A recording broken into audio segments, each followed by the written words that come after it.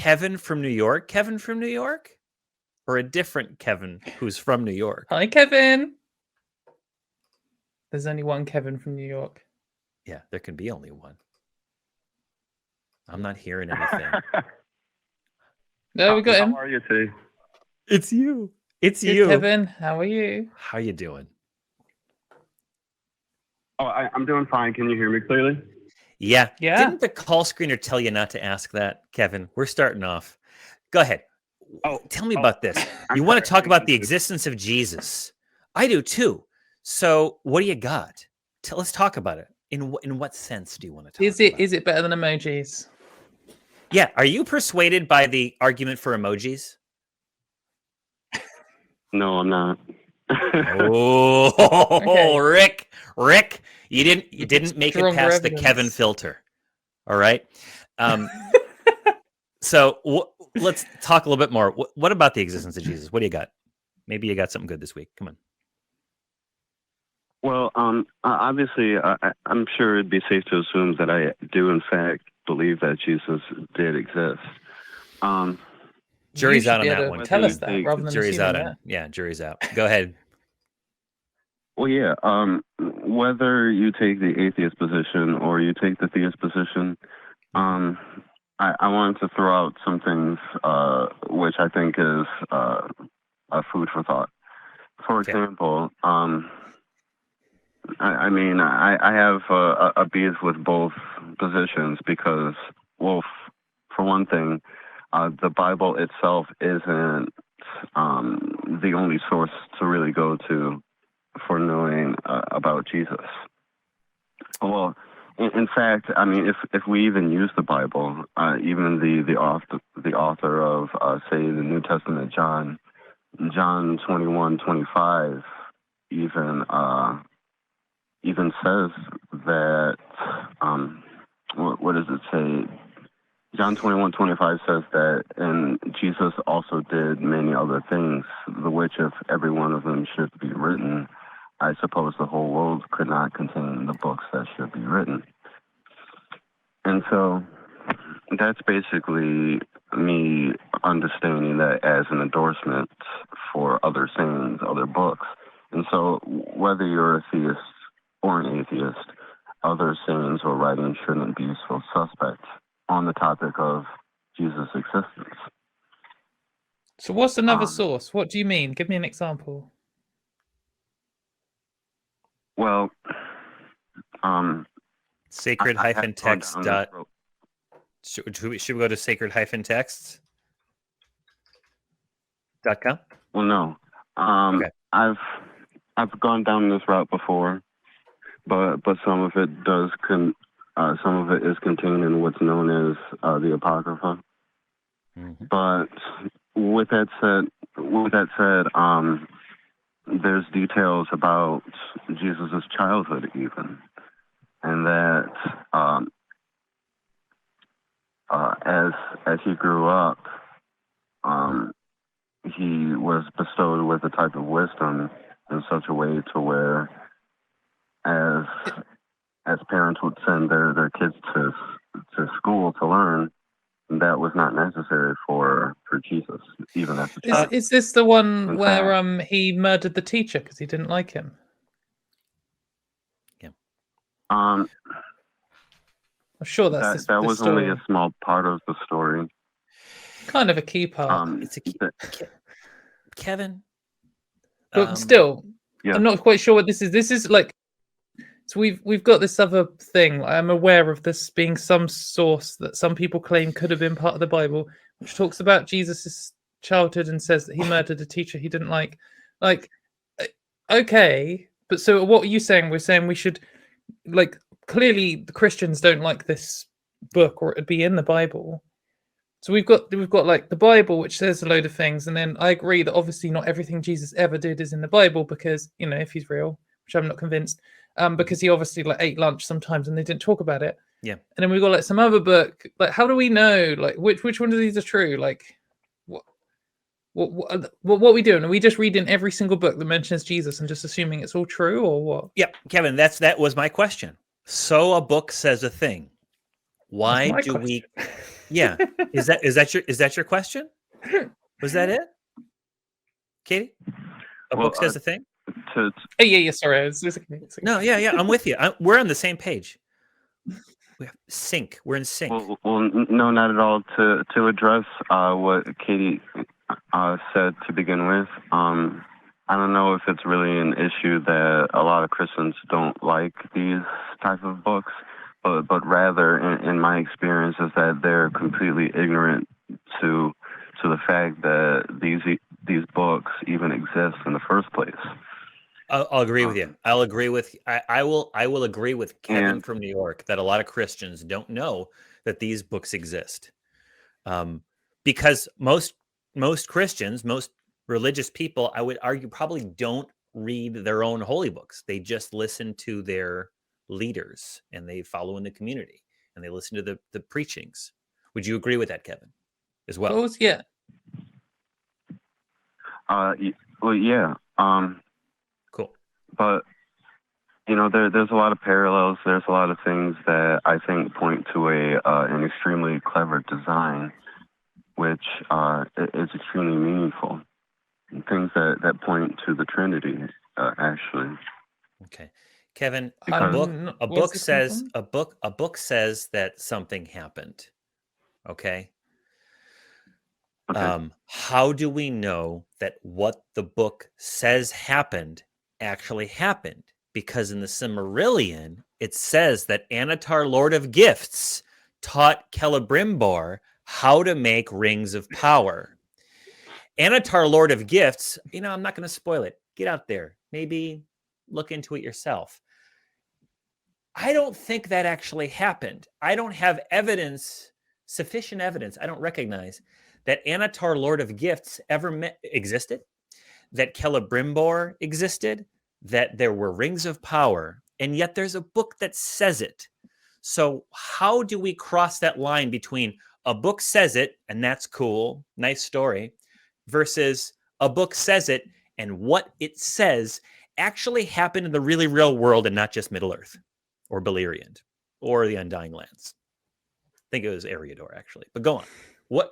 Why should we believe that the Apocrypha, anything in the Apocrypha, actually happened? Kevin.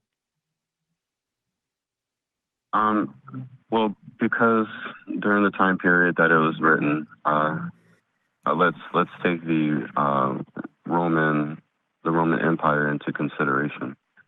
Now, these were the people who believed in paganistic or so-called paganistic gods, and were vastly against Christianity and its teachings, to the point of sentencing people to death. But my point in going to this is that a lot of these records came from the Praetorian Guard of the Roman Empire. For example, one apocryphal text that is kind of incorrectly titled, that goes by the name of Gospel of Nicodemus, was actually the correct title of it is the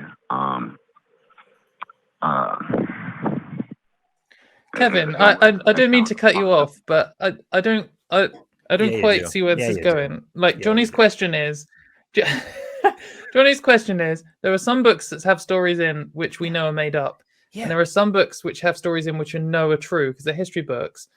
And then there are some books you might pick up and be like, is this a storybook or is this a history book? How do I find out? How do we know? Like you sort of gone on this rant about the Romans not really liking Christianity or whatever. Okay, but like the Romans probably didn't like lots of things, and some of the things written in books are true and some are not, regardless of who likes them. People were writing that the Earth was going around the sun in a book long before people liked it. How do we know which class of book? I'm sorry? No, I was just going to say, how do we know which class of book this is? How do we know if it's made up, totally factual, somewhere in between? How is this closer to a history book than... How is the Bible or the Apocrypha closer to a history book than it is close to the Silmarillion? How would you go about determining that? It's because not only I mean it's push it to the side, but not only do I believe that the people from the Bible existed, but the people who were against the Bible during that period did in fact exist. For example, Pontius Pilate. Pontius Pilate in his courtroom proceedings, his writings on what he's gone through his life is actually could actually replace the Gospel of Nicodemus as the apocryphal text itself. Kevin, the Orient Express existed in real life. People took the Orient Express. I believe it was to cross the Transvaal Mountains. I think that's right. Does that mean that there was actually a murder on the Orient Express, and that the characters from the book Murder on the Orient Express were real people, and that was like a historical retelling, like kind of like a documentary in book form, a nonfiction book? Yes or no? Well, no, but no. Okay, no. So why then? Why? Okay, you're going to give me a good reason. Go ahead. I'm sorry.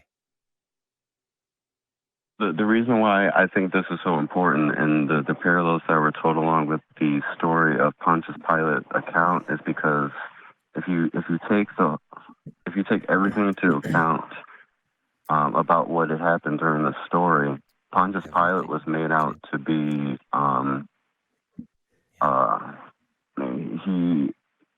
he was made out to be someone who was possibly going to go against Caesar's wishes if he didn't put Jesus to death. Kevin, that's not an answer to Johnny's question. Yeah, Kevin, we've got I'm going to go back to Spider-Man. We love that Spider-Man example. Spider-Man slinging webs, your friendly neighborhood Spider-Man is out there fighting low-tier bad guys, stopping bank robberies in New York City. In the comic books, you will see Grand Central Station. You will see the mayor of New York City makes an appearance. You will see, there's even comic books where like presidents show up and talk to Spidey around like 9/11 and stuff like that, where like, thanks for helping out, Spider-Man. The Empire State Building, Central Park is definitely the East River plays a part. Politics are depicted in some form in Spider-Man comics, whether it's the Amazing Spider-Man, this, that, Spectacular. Does that mean that it's a accurate retelling of what actually happened in New York during the time period depicted, or is it a story? So Pontius Pilate, doing his thing, and it's in history. There may be other sources of Pontius Pilate doing things. And in the Bible, there's Pontius Pilate doing things, okay? But the difference is, in the Bible, there's supernatural stuff happening. There's magic, there's resurrections, there's all kinds of stuff happening, much like Spider-Man and Rhino and other members of the Sinister Six, Electro, perhaps the Vulture. They don't exist, but we know that the Empire State Building exists. So by the same token, we should say that all the fictional characters in Spider-Man comics exist because we know the Empire State Buildings exist. Is that where you're going, Kevin? No, that's not where I'm going at all. Where are you going? In fact, can I ask you a question? I'm afraid. Can I ask you a question? Yes. Have you ever considered for a moment? Because of course, I'll do it now. From what you've known, from what I've said already, and from the past, that I do believe in the so-called miracle accounts. But have you ever stopped to consider that from a God's perspective, if you grant me for a moment that God may exist, have you ever thought for a moment that from God's perspective that the things that we call miracles, that nothing at all is actually considered a miracle? I'm considering it. I'm considering nothing's it right amazing now. for God, right? Nothing's amazing for God. Yeah. Sorry, Katie. Take it away. Like if God is a natural part of the universe, or God is the only natural thing, or however you want to argue it, then either everything's a miracle or nothing's a miracle. the only reason miracles are impressive is because they break the laws of the universe that we understand. But God created the laws of the universe, and He's the one that makes it impossible, and He can break them at free will. Like, yeah, I'm not really convinced why an all-powerful God would even do miracles. Wouldn't you just make the laws different? Kevin, I can imagine. So maybe I agree with you, Kevin. Have you ever considered, Kevin, that all these stories that are written in the Apocrypha and in the Bible and in the writings of the Praetorian Guard are just stories written by somebody? Have you ever considered that? If you haven't, can you consider that right now for a few seconds? And then tell us what your thoughts are afterwards. Well, yeah, I have considered it, but Okay. there's a very How'd you rule that out? How'd you rule that out? fact. How'd you rule that out? Tell us how you ruled it out that they weren't just stories. Well, because not only, I mean, I know that you guys already heard for an argument that the people who wrote the Bible had the fear of death being brought upon them, but so did the opposition. The opposition being Pontius Pilate himself, the Praetorian Guard, who were some of them being witnesses to these so-called miracles. And so if they had brought up the account of what they witnessed to their peers, they also would have been brought upon the sentence of death because of what they reported. Kevin, how do you know that any of the things that you just Kevin, how do you know that any of the things that you're saying that the writers of the Gospels, the Praetorian Guard, any of the church fathers, how do you know that any of them existed and weren't themselves a product of a writer writing a story? How do you know?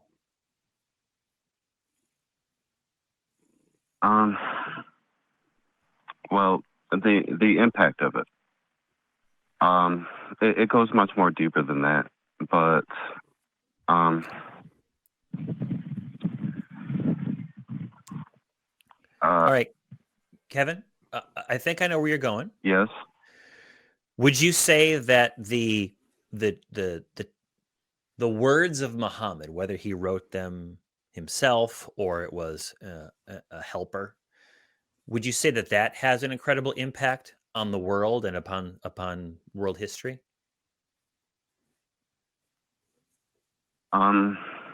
Billion people live by the word of no.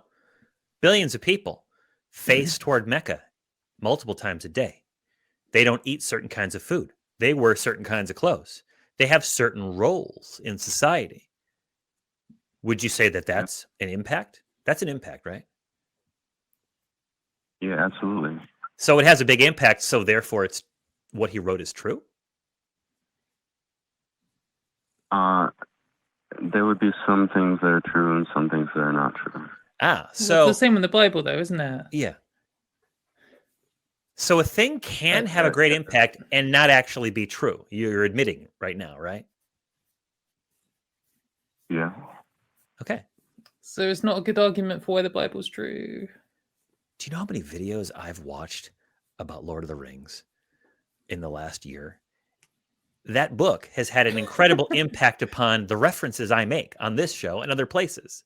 A personal impact in the t-shirts that I shop for. Trying to find an Iluvatar t-shirt is really hard. There aren't any good ones. Okay. It had a big impact upon how I choose to display myself to the world. But none of the stuff in the Lord of the Rings and all of those books is true. So throw out the impact argument, Kevin. How do you know that the things that were contained in the Apocrypha and the various holy books that you examine actually happened besides the impact? Throw the impact out. What do you got? What's your number 2 reason? Well, you said throw the impact out. I don't know how I could do that exactly because it's extremely meaningful. And again, I stress people to look at these things themselves because it has such a great impact. For Kevin, example, I think what Johnny means if someone were to hang on, if you believed in something that was true, you might have good and bad reasons for it, like for believing it at the same time. And if you find a bad reason and throw it out, that doesn't mean you then stop believing in it. It just means, oh, we no longer have that reason. So that means I'm no longer going to make this argument out loud because I know it's a bad reason. That doesn't mean you have to stop believing in it.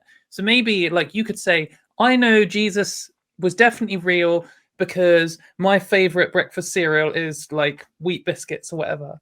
And we could say that doesn't make any sense. That's not a logical conclusion. It doesn't make any sense. That is a bad reason. Well, I didn't even say the brand name, so I think I can get away with that. But you know, that is a nonsensical justification. So we'll throw that out. But that doesn't necessarily mean that was your only reason to believe in Jesus, because you also like met him once at the shop.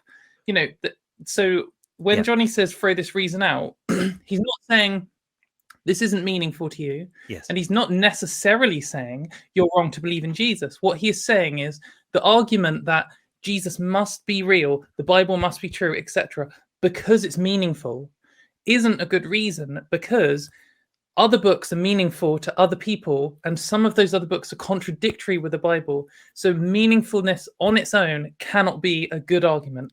So all you've got to do from your worldview, you've got this, you know, you've got your big worldview, and some of it's right and some of it's wrong, same as every other person. All you've got to do is take this must be true because it's meaningful argument, and remove it because you know it isn't a good argument, and that means you can fall back to a different argument. You know.